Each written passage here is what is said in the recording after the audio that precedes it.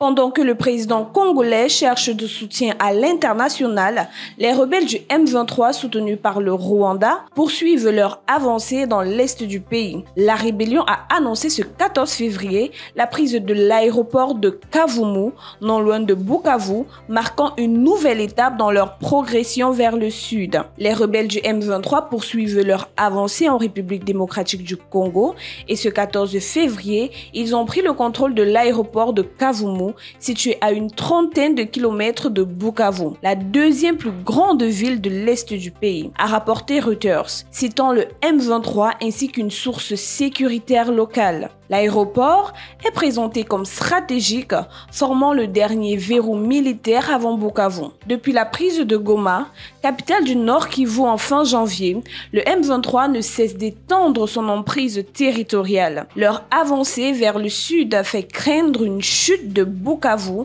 capitale du Sud Kivu, ce qui porterait un nouveau coup sévère à l'autorité de Kinshasa dans cette partie du pays. Le M23, soutenu par l'armée rwandaise, multiplie les offensives au nord et au sud Kivu, en dépit des efforts diplomatiques menés par l'Angola et le Kenya. Aucune solution n'a encore été trouvée. Kinshasa accuse Kigali d'intensifier sa présence militaire en RDC, tandis que le président rwandais Paul Kagame continue de nier toute implication directe. Au même moment, le président congolais Félix Tshisekedi est en quête de soutien à l'étranger. Le locataire du Palais de la Nation a assisté ce 14 février à la conférence de Munich sur la sécurité et prendra part au sommet de l'Union africaine prévu pour ce 15 et ce 16 février, dans l'espoir de rallier la communauté internationale. Selon une nouvelle estimation du Haut Commissariat de l'ONU pour les réfugiés, annoncée ce 14 février, ces combats ont déjà provoqué le déplacement de 350 000 personnes,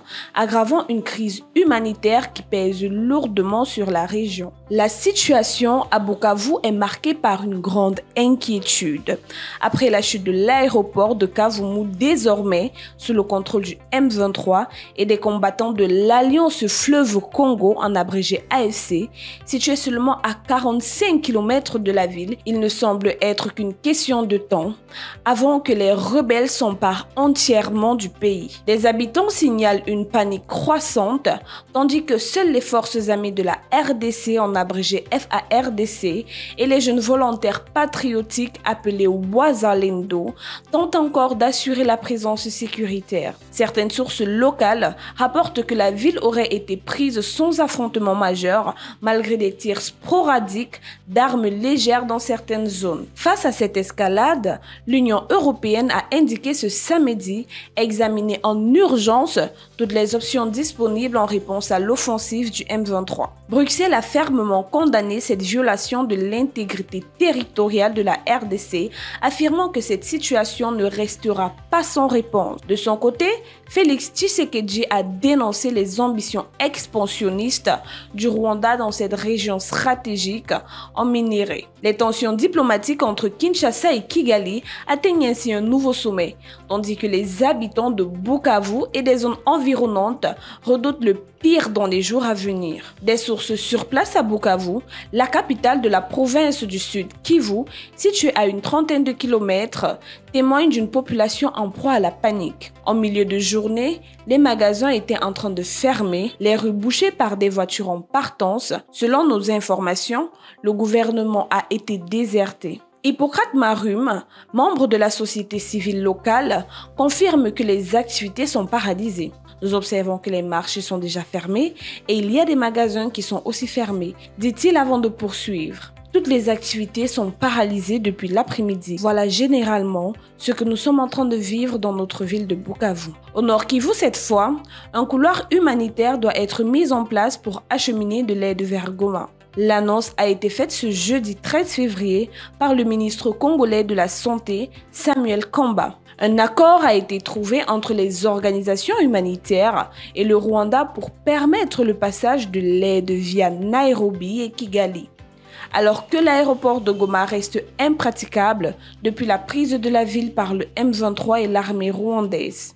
Jean Jonat, chargé de l'information publique au sein du Bureau de la coordination des affaires humanitaires, en abrégé OCHA, rappelle qu'un couloir humanitaire suppose qu'il y a des cargos humanitaires et pour le moment, l'aéroport n'a pas rouvert. Sinon, dans les zones où le M23 a le contrôle, les humanitaires circulent. On ne peut pas aller là où il y a des combats actifs, laisser des déplacés qui ont été vandalisés. Certains déplacés sont retournés chez eux. Il y en a qui sont retournés dans des zones collectives autour de Goma et ces zones sont accessibles, dit-il. On advient à se demander quel est l'avenir de la République démocratique du Congo après cette nouvelle victoire du M23. Pour le savoir, ne manquez pas nos prochaines publications. Pour plus de contenu sur l'actualité africaine, suivez-nous sur le réseau social africain Diba World et sur toutes nos autres plateformes. Tous les liens sont disponibles dans la bio.